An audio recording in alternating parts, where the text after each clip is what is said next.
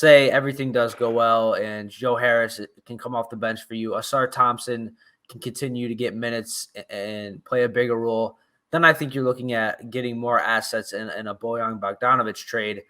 I'm not sure if it's going to happen this offseason. I think that's probably a trade deadline thing, hopefully. But what are your guys' thoughts on – because if I'm being realistic, that could be the next move for the Detroit Pistons is an in-season move of trading Bojan Bogdanovic.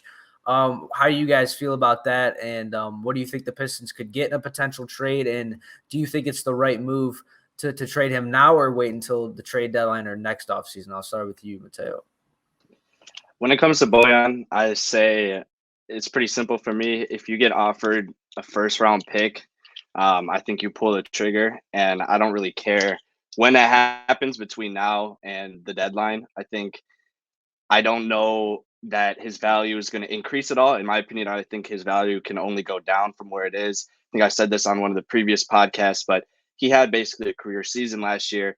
And that was because all of our main guys were out for a big chunk of the season, and he was given basically the tank commander role. And he will not average 21 points like he did last year. He will not be playing as well as he did last year. And in fact, his role is going to be a lot different because we're going to have guys like Asar who need minutes. And so that being said, I don't really mind, that we trade him. I do want to trade him. And honestly, sooner rather than later, maybe. I don't think that him playing a lot of minutes for us this season is necessarily helpful for us. He was and no hate to him. I really liked having him on our team last year. He was a lot of fun to watch, but that's not the kind of basketball you want to watch when you're trying to compete for playoffs. And so ultimately, I think we hopefully get, hopefully a first round. And if you can get anything more than that, I mean, absolutely. But if you can get any type of first round pick, if not some sort of vet player who's on a cheaper deal, obviously we're paying Bojan a lot of money right now. So it would have to work out with that as well. But those are kind of my thoughts on that. I'm okay to move on from him. I'm ready to move on from him. It can be any time now, but I'd like to try to maximize his value. I'm worried that if we hold on to him for too long, we could lose value. We hold on to him, we're going to lose value in him. We talked about this right before the show started. Bojan is a hot topic throughout the NBA, but Troy's not trading him. Why? It's probably because we're only getting offered like 3 second-round picks. That's not what, even a casual fan would say, no, that's not going to cut it.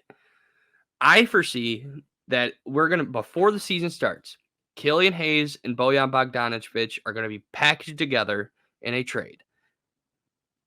To who? I don't know.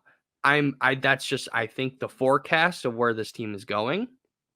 I think I know I said this last time when we talked about Marcus Sasser, but realistically, Marcus Sasser is a better, 20 times better than Killian is right now, in my opinion.